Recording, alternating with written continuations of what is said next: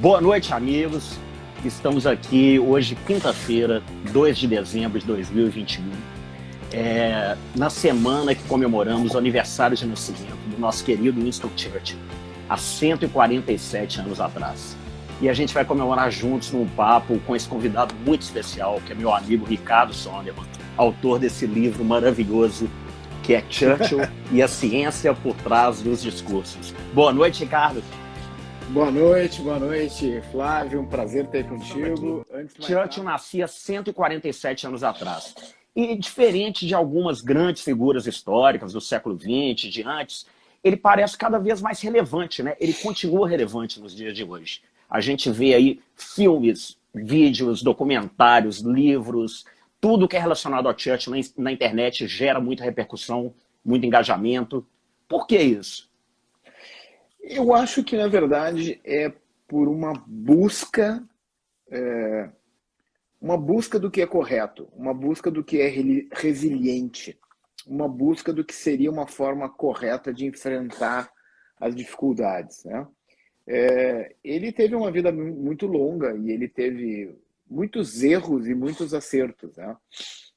Aliás, ele teve mais erros do que acertos. Mais erros do que acertos. Ele errou no varejo, mas acertou no atacado, digamos assim, né? Então, essa resiliência, essa forma de poder, então, observar e aprender com seus próprios erros, eu acho que é o que motiva e inspira as pessoas, e inspira também a liderança firme, né? E o propósito firme que ele tinha, que era a luta pela liberdade. E a gente vive num mundo onde a gente vê políticos sem tanta firmeza, onde a gente vê uma tolerância muito pequena para erros, né? Nós somos ou poderemos, ou somos, né? ou podemos ser cancelados a qualquer minuto por qualquer bobagem ou por algo que a gente pensava há 30 anos atrás, né? Sim. E eu acho que isso também é um alerta, né? Então, buscar uma inspiração, essa inspiração, né, de ter uma pessoa que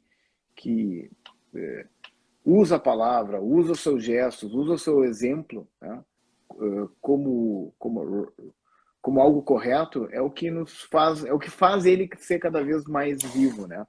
Obviamente também ele é acusado de uma série de coisas que efetivamente no passado ele pensava de forma equivocada. Eu vou dar um exemplo, tá? Uhum. Ele foi contra o voto feminino. Lá Sim. nos anos 1910, ele era contra o voto feminino. E quando ele casa com Clementine, a mulher dele, que era bem melhor que ele, né, que era fantástica, ela meio que dá uma dura nele. Por trás de todo grande homem ou grande mulher, esse caso é exemplar. Existe uma mulher maior ainda, né? Uhum. E ela ativista, sabe, ela teve também. Teve cartas fantásticas para ele, né? E ele acabou mudando, ou seja, ele acabou relativizando a sua posição e depois ele viu que ele estava errado, né? O que aconteceu? Nos anos 50, mais propriamente anos 50, depois dele deixar o segundo mandato, acho que foi 57, várias pessoas se reuniram para criar um novo college em Cambridge e quiseram dar ao college o nome de Churchill. E ele até brincou, puxa, eu quero ter um college com meu nome, eu poderia ser do tamanho ou maior que Trinity, que é o grande colégio de Cambridge, né? E aí ele diz, mas eu tenho duas exigências. A primeira, que seja uma escola técnica, uma escola de engenharia, de matemáticas, de ciências. Porque ele era um cara que acreditou muito na ciência e na tecnologia. Depois a gente volta e fala disso. Mas o segundo exigência dele foi que as mulheres tivessem o mesmo grau de aceitação, ou seja, fossem avaliadas com o mesmo grau que fossem avaliados os homens, que elas tivessem a mesma oportunidade de entrar. Por quê? Porque ele percebeu o papel das mulheres durante a Primeira Guerra Mundial, durante a Segunda Guerra Mundial. A Segunda, principalmente. Né? A Segunda, principalmente, porque elas foram para as fábricas, né? Fazer balas, aviões, tanques. Na linha de frente também, nos hospitais. Exatamente. E também por se dar conta do erro que ele fez lá, ao ser contra o voto feminino. Então, ele não tinha medo, né, de voltar atrás, de reconhecer, trocou de partido para não trocar de princípios, né? 2 vezes. Saiu do partido Tory conservador para o Partido Liberal para defender o livre comércio e acabou voltando ao Partido Conservador, desacreditado até pelos próprios colegas, Exato, né, exato. por essa infidelidade, no caso, mas é para manter os princípios. Muito bacana isso. E ele tinha uma frase que dizia: engolir minhas palavras nunca me causou indigestão. E Essa é ótima. Eu uso isso com uma certa frequência. É ótimo. Um lema de vida. Pois é, Ricardo. E aí, voltando ao seu livro, que é um livro fantástico que eu adoro. Eu comprei na época que saiu, muito antes de pensar em te conhecer. Eu lembro que na época eu falei para um brasileiro escrever um livro sobre Churchill. Eu pensei assim comigo, pô, cara, quem dera eu ser amigo desse cara. Hoje eu posso falar isso, que legal. Muito bacana. E eu adoro, recomendo o Churchill. E eu vejo o que você fez aqui. Você fez uma análise completa dos discursos de Churchill, especialmente nesse período que foi o melhor momento dele, a Segunda Guerra Mundial.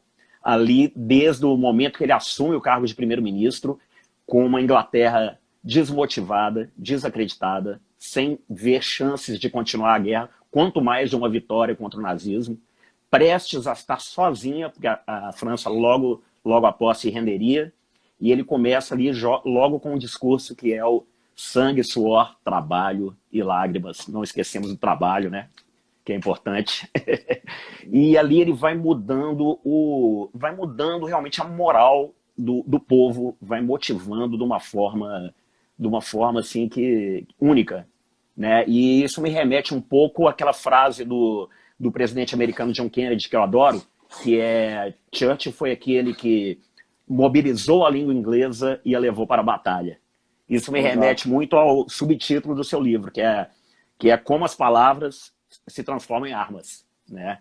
E eu queria que você falasse um pouco sobre esses discursos, como é que ele foi evoluindo aí. Perfeito. Na verdade, esse livro nasceu da minha dissertação de mestrado, né? Eu num determinado período da vida, fui convidado para ser professor na ESPM, né? E aí eu logo assumi. Eu fui ser coordenador da incubadora da indústria criativa na ESPM, e eu nunca tinha pensado na vida acadêmica, e aí eu senti a necessidade, antes que me cobrassem, porque você precisa ter um mestrado, e eu não tinha. Eu tinha pós-graduação, mas não tinha mestrado. Então eu fui fazer mestrado e essa foi a minha tese, né? Porque meus pais são refugiados da guerra, então era um pouco sempre a história que eu ouvia em casa. O que eu fiz? Eu selecionei 12 discursos durante a guerra e fiz uma decupagem do discurso. Então, primeiro eu peguei, por exemplo, qual era o contexto, o que estava acontecendo naquele momento, qual foi o discurso, e aí eu fui desmontando aquele discurso nos parágrafos, tentando fazer uma relação entre o que ele estava dizendo e o que ele queria dizer, né? E aí eu criei uma tabela, e essa tabela ela é uma tabela que separava entre o que era positivo e negativo, né, em termos do que ele de queria passar, ameaçar ou de que ele pensava, e para que públicos que ele estava direcionando aquilo, né? Então era o público, o povo, o parlamento, os inimigos, os aliados e todos. E aí eu fui colocando fui encaixando essas caixinhas, né? E tentando um pouco entender e também qual foi o efeito desse discurso, tá? Então são 12 discursos que começam com sangue, trabalho, suor e lágrimas, né? E na verdade é o seguinte: o trabalho, a tradução, ela não é correta, porque toil do inglês é o trabalho duro, é o trabalho que você arregaça as mangas, vai cavar trincheira, é o trabalho. No Brasil, tudo é trabalho, né? Tudo é trabalho, né? Tudo é trabalho, né? mas há uma divisão entre o trabalho. Então, o trabalho o toil, o work não necessariamente é toil, né? Exatamente. O toil é aquilo que você faz para manter a casa limpa, para trabalho braçal, por assim dizer, né? Então, e aí eu fui decupando, fui fazendo várias análises, né? No final eu faço um fechamento disso. Esse livro foi escrito em 2017, né? 2017. Então, quando eu fechei ele, eu fiz uma análise olhando para frente, o que poderia ser, se Churchill estivesse hoje vivo, o que ele veria como ameaça, né? O que seria o elemento a não apaziguar, né? Naquele momento eu entendi que era, na Europa, a ameaça muçulmana, tá? Mas hoje, se eu vou reescrever esse capítulo, eu entendo que é um pouco é o politicamente correto, A ameaça interna, é o né? Tanto a wokeness, externa como a é a interna, né? exigência, essa exigência sem cálculo econômico de ESG, só por causa do discurso, né? Não por discurso e não por ser de fato uma necessidade, ou seja, há uma necessidade, mas onde é que ela entra? Onde é que ela deixa de ser algo que as pessoas entendem que é bom, onde ela passa a ser uma obrigação imposta, né? E depois eu fiz o que seria, entre aspas, o Twitter do Churchill, né? Eu peguei as melhores frases, que são centenas, né? São E centenas. coloquei como se fosse o Twitter dele, né? Como é que seria o Aham. Twitter do Winston Churchill nos dias Isso eu de hoje? achei genial. É uma maneira que Porque as dá para frases são imaginar. ótimas. É. São ótimas. E são Ele, curtas, né? na São verdade, elas curtas. estão dentro de contextos, né? Mas Ele tem uma ela. frase muito interessante que ele fala: das palavras, as curtas são as melhores, e as curtas e as antigas são as melhores de todas, né? Ele Exatamente, procurava exatamente. isso. É. Ele escreveu todos os discursos dele. Ele não tinha ninguém que escrevia. O que ele fazia? Ele ditava, mais quando ele era mais não para o fim da vida, mas quando ele já era um homem mais ocupado. Sim. Ele ditava, né? Depois ele recebia, fazia alterações e ia indo e vindo e ele fazia alterações até o momento de abrir a boca, né? No Eu tive carro, né? Aquela coisa mesmo do filme, quando a Dutch Logs no carro, exatamente. Eu tive a muda aí. oportunidade de ver em mãos, né? Sangue, Trabalho, Suor e Lágrimas, ver o original. E ele está escrito, ele está rabiscado, sabe? Tipo assim, ele ia falar, estava batendo os papeizinhos ali e ainda fazia algum tipo de alteração, né? Então ele estava Eu queria sempre. muito saber sobre isso, Ricardo. Como é que foi? Você já tinha escrito o livro quando você teve essa oportunidade de ir lá Não, na não, Church não. Society? Como é que foi? É. Não, eu em 2012 fui. Eu estava escrevendo a minha dissertação e eu não sei de onde me entra um e-mail, porque eu estava pesquisando o Churchill, né? E eu entrava na Churchill Society, né? Descobri que ela existia, e aí veio um e-mail dizendo que ia ter um evento anual de encontro em Londres. Eu olhei para minha mulher e disse, vamos? Vamos para Londres? E aí mandei um e-mail para eles, olha, eu sou um brasileiro, estou fazendo assim, assim, assim, eu gostaria de participar. Na hora veio uma resposta do Alan Packwood, que na época era o chairman da Churchill Society, dizendo que seria um prazer receber, que eu seria convidado, que eu não teria custo algum, eles só não podiam me pagar passagem, óbvio, nem estava esperando isso. Mas então eu fui para lá. E isso foi 2012, e isso me ajudou muito na construção do livro, né? Porque daí eu entrei em contato com essas pessoas. E depois eu terminei a dissertação, entreguei ela, e alguns anos depois, em 2017, eu conheci o Alex Catarino, que teve a coragem de ler a dissertação, e depois disso, vamos fazer o livro. E, bom, aí teve a história de surgir o livro, né? Sensacional. E foi muito legal. E aí eu fiquei em contato com esse pessoal da Fundação Churchill, né? E o mais divertido foi que quando eu cheguei lá, a Fundação Churchill era um clubinho bem pequeno. Tá? Quando eu cheguei lá em 2012, eu entro lá no coquetel, que era um café da manhã de abertura, né? E aí uma senhora olha para mim e diz assim, you're new here, né? Você é novo aqui. Eu disse, sim. De onde é que você vem? Eu digo, eu venho do Brasil. Aí ela arranhou um português comigo, ela foi filha do diretor-geral da Reuters no Brasil durante o início do período militar em 64. Tá? Então, é um cara que Está por transmitia dentro do as que notícias aconteceu. do Brasil. Sim, E sem ela dúvida. era adolescente, cresceu no Brasil, a Cita Stelzer. Seria essa senhora aqui, essa autora de Exatamente. belos livros, Cita Stelzer. Tem os dois aqui, Exatamente. queria te Os dois. mostrar. Queria que você falasse sobre ela um pouco, porque eu imagino que Tá. ela deve ser uma figura, né? Porque os Ela é uma livros dela são querida, ótimos. ela é uma querida, ela me adotou, né? Ela disse assim, ok, fica comigo que vou te mostrar as pessoas. Ela me adotou mesmo, né? E estamos em contato até hoje. E aí, bom, sentamos juntos lá, não sei o quê. E aí, num determinado momento, ela diz assim, ela me pega pela mão e diz assim, vem comigo. Eu digo, não, onde é? Vem. Keep quiet and come with me. Tipo, cala a boca e vem. Né? Aí entramos numa sala que tinha umas 10 pessoas. tá? E ela só disse assim, senta aqui e fica quieto. Quem é que estava nessa sala? Sir Martin Gilbert. Sir Martin Gilbert. Sir Martin Gilbert.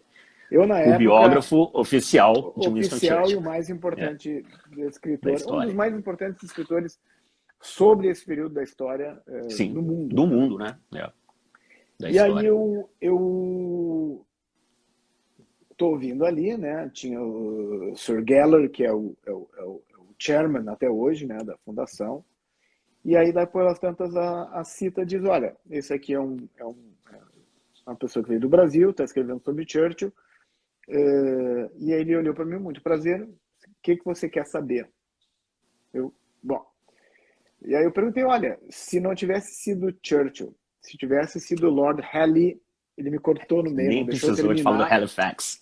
Não, ele me cortou e disse assim, estaríamos todos falando alemão. Todos falando alemão. Então, foi muito interessante, né? E experiências, Não, por exemplo. Uma analogia para o meu campo de ser músico seria eu sentar assim, vem aqui rapidinho, vai estar o Keith Richards com o, né, desse nível. Exatamente. E aí daqui a pouco ele olha para sensacional. ti e diz assim, Flávio, o que tu quer saber? Pergunta aí. Realmente é uma coisa de travar. Maravilhoso. Martin Gilbert foi ele pegou a biografia oficial do Churchill que estava começando a ser escrita pelo filho dele, pelo Randolph, né? E o Randolph, me parece que faleceu durante o processo da biografia oficial. Exatamente. E ele assumiu, e ele tem diversos livros maravilhosos sobre Churchill, né? Churchill Europa, Churchill os judeus, que é sensacional, sobre a criação do Estado de Israel, com a importância de Winston Churchill, né, desde o início. E aí você citou aí, Gabriel, a gente tem que fazer uma menção muito especial a nosso amigo Alex Catarino, que está acompanhando, mandou um alô aí. Cara, Alex, que eu tenho esse livro aqui, maravilhoso, ele me apresentou ao pensamento de Russell Kirk, um dos maiores pensadores conservadores, né, da história e talvez o maior do século XX, que é maravilhoso, toda a história da mentalidade conservadora, a amizade dele com o T.S. Eliot. E eu recomendo demais seguirem o perfil do Alex Catarino, porque são as melhores dicas de livros, de filmes, de tudo que há de melhor na cultura, né? E lives. E lives, sem falar das lives. Acompanhei várias. O Alex é culpado de muita coisa boa nesse país. Muita coisa boa, culpado de muita coisa boa. Um grande abraço a ele. Bom demais. Mas aí, cara, voltando aos discursos, né? Você tem um preferido? Você tem um discurso de Churchill que... Olha, eu tenho alguns, eu não tenho, tá? Mas eu gosto muito de dois, especialmente, que é o melhor momento, né? Uhum. Se a história terminar agora, esse foi o nosso melhor momento, né? E eu gosto muito também de um que não é muito comentado, que é a Guerra dos Soldados Desconhecidos, onde ele fala para o povo inglês, está no livro, é um discurso que ele fala muito voltado para o povo, e ele diz que todas as outras guerras foram guerras de dinastias, de reinos e de exércitos. Uhum. Esta é uma guerra de povos, homens e mulheres pela liberdade. Ou seja, não é mais uma guerra... Porque antes o rei resolvia fazer uma guerra, passava a mão... Até a Primeira Guerra Mundial foi mais ou menos isso, né? Os reis primos ali que acabaram arrumando uma confusão. Exatamente, mas as guerras assim, o rei resolvia fazer uma guerra, passava a mão na grana dos burgueses, juntava um monte de camponeses, alguns soldados, e ia um exército contra o outro. Agora não era mais, agora era uma guerra onde os aviões destruíam cidades, onde os bombardeios matavam milhares de pessoas. Nunca uma guerra afetou tanto a população civil como a Segunda Guerra Mundial. Né? A gente pode falar exatamente. Isso. E, na verdade, Churchill também fala, né, que é uma guerra desnecessária, porque nela ele compreende que é a continuação da primeira. Uhum. Ele brinca, né, que fala, não existiu as duas, né? Foi uma guerra com me parece, 13 anos de trégua, né? Tem um livro muito legal, chama 1914 e 1918, do Stevenson. Um livro grande, um livro que tem quase umas 1000 páginas, e aí tem uma parte do livro que o livro fica muito chato, porque realmente a Primeira Guerra Mundial era uma guerra de batalhas inúteis, onde morriam milhares de soldados para nada. Para conquistar por 500 metros de terra, entende? E a guerra não saía da França, da Bélgica, ficava naquela mesmice e aquela carnificina estúpida, né? Os generais antigos mandando aquelas tropas de homens se enfrentar contra os outros. Então, e aí ele comenta aqui justamente era uma guerra que mudou, né? O cenário da guerra mudou, agora é uma guerra de povos, entre povos, agora é uma guerra que assumiu uma outra proporção. E por isso, então, que ele precisava unir o povo inglês com relação a isso. E a grande cola que ele usou para juntar o povo inglês foi justamente o sucesso de Dunkerque, né? Da retirada de Dunkerque, onde ele diz, uma guerra não se ganha por retirada. Não se ganha com retiradas. Mas ali ele conseguiu juntar o espírito inglês e salvar o grosso do exército, que eram homens treinados, homens maduros, forjados pela Primeira Guerra Mundial, e que já estavam, né? Ou seja, eram homens e mulheres com uma experiência de guerra. E ele salvou 340 mil pessoas. A expectativa dele era retirar 40 mil. Ele tirou 340 mil. Muito equipamento, muitos franceses, muitos poloneses, muitos soldados de outras nacionalidades. Muitos poloneses extremamente bem treinados que vieram a ser a nata da Royal Air Force. Né? Exatamente. Quando começaram a faltar pilotos na Royal Air Force, na Batalha da Inglaterra, daqui a pouco alguém disse assim, tá cheio de poloneses que sabem pilotar. E os caras foram isso é muito interessante. Eu acho, você citando isso, né, Ricardo, eu acho muito interessante como Churchill motivava as pessoas, mas sem dourar a pílula, sem falar, nós vamos ganhar, mostrando como era terrível a situação, mas we prevail, né? Nós vamos sobreviver a isso. Mostrando a realidade nua e crua, mas mesmo assim... um discurso, inclusive está no filme, né, lá O Destino de uma Nação, que ele dá uma enrolada. Né? Óbvio, você está em guerra, von Clausewitz já dizia que a primeira vítima na guerra é a verdade. Né? É verdade. Então, óbvio, você está em guerra, então você dora a pila. Mas ele nunca deixou de dizer para o povo inglês que, cara, a situação é ruim, ela vai ficar pior, nós vamos enfrentar muito tempo ruim, muitos meses de muita violência. Ele dava real. Dava real. Ele dava real. Eu acho que isso é uma coisa... Ele dava real. Ele, primeiro, os seus discursos, na grande maioria, o discurso dele começa com um report do que está acontecendo. E aí ele levava para o momento de união, ele dava real, e depois ele forçava, ele tinha um grande finale dizendo, olha, vamos lá, e ele organizava essa saída, né? Então, isso é muito bacana. Tem um livro muito interessante que eu gosto de mostrar ele também, que é o Duelo, do John Lukács, que é o duelo Churchill contra Hitler, que é comparando estilos de liderança. Eu acho isso muito interessante, Ricardo, porque eu vejo no Churchill, que o autor cita, que é sempre uma coisa falando nós, né? Nós lutaremos nas praias, nas ruas, we shall fight. E tem essa frase que ele usa muito também em vários discursos, que é let's move forward together. Vamos caminhar para frente juntos. É sempre cativando o ouvinte, né, a estar junto. Nós estamos juntos. E o Hitler era tudo eu farei isso. Ou então o povo alemão, com uma coisa meio abstrata, né? O povo, uma coisa bem esquerdista, coletivista, né? Que é usar isso como uma coisa abstrata. Nós estamos falando em nome de um povo que ninguém sabe o que é, né? O Churchill não. Ele fala eu e você, estamos juntos. É um outro estilo de liderança que eu acho muito mais saudável, né? Muito mais inspiradora. E se você vê, assim, eventualmente vídeos ou mesmo áudios dos discursos dos dois, mesmo que eventualmente alguém não entenda inglês e realmente não entenda alemão, né? É nítido. Percebe como o discurso de Hitler ele era encenado. Hitler fazia sessões de fotografia para treinar os gestos. Tá? E tinha toda aquela cenografia, aquela coisa construída pela Lili Riefenstahl. Né? O Speer fazia todo o mise-en-scène. Exatamente, toda aquela coisa assim, do desfile das tochas e toda aquela coisa. Sim. E o Churchill ia lá, falava com óculos redondos, ficava segurando a lapela. Sim, era senhorzinho. Uma voz modorrenta.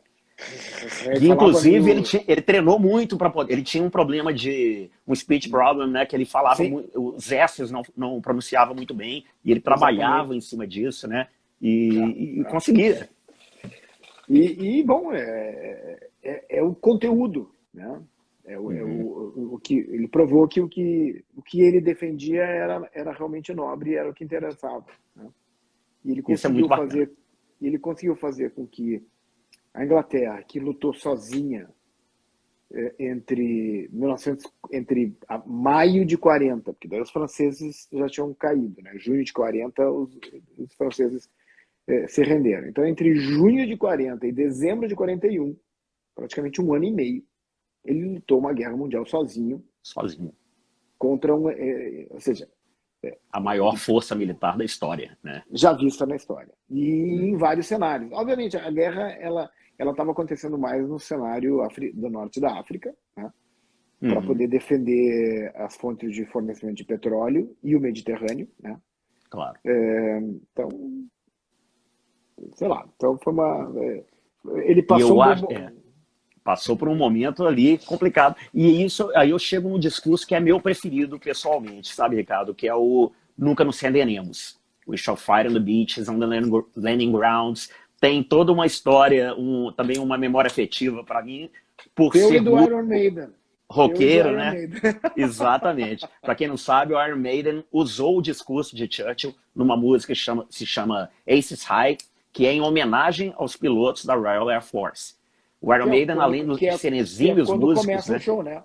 O show Exatamente, eles abrem um discurso de Churchill e todo o cenário, aquela coisa. O Iron Maiden, além de serem exímios músicos, eles têm um embasamento histórico nas letras, que citam história mundial, mitologia. Tem uma outra música do Iron Maiden que é interessante, chama The Trooper, que é exatamente sobre a última carga de cavalaria do exército britânico na África, que certo. Churchill participou, que Churchill estava lá, né? Certo. Como soldado. Que é desse livro aqui. Exato, The River War, né? The River War. Que são 2 tijolos desse tamanho. Nossa, esse ainda foi não reeditado agora. Em 2 volumes, né? Em 2 volumes eu tive a oportunidade de conhecer o James Muller, que é o editor, né? Que ele é catedrático da Universidade do Alasca, né? Eu o conheci agora em Lisboa, durante o Fórum Político do Estoril. E ele que me deu os 2 volumes, né? Então eu estou devendo uma resenha para ele. Sim, com certeza. Esse merece ser lido, né? As 2.000 páginas estão me atrapalhando um pouquinho. Vou chegar lá. Nossa, é complicado, né? Porque cada volume... E eu, das grandes biografias, você leu quais, Ricardo? Você leu alguma delas? Do Martin Gilbert? Ou do Andrew Roberts? Tá aqui toda a Eu tô tropa, com ela, né? Também. Eu lia do... Aqui eu tenho 2 prateleiras, tá? Exatamente. E eu li a do Andrew Roberts, que é maravilhosa, Walking with Destiny, né? Vários metros aqui de Churchill. Vários metros, é complicado. A né? do Lord Roy Jenkins é muito interessante. Roy Jenkins também. Roy Jenkins mas realmente, o que eu acabei de ler, que imagino que você leu também, foi a do Andrew Roberts. Do Andrew Roberts, tá? Walking with Destiny, Caminhando com o Destino. É a mais atual. A do Andrew Roberts é muito legal, eu recomendo. Adorei, tem muitas coisas novas, né? Muitos fatos, documentos novos. Tem em português. E o Andrew Roberts teve acesso aos arquivos do rei. Então tem os comentários e as avaliações e as conversas entre Churchill e o rei.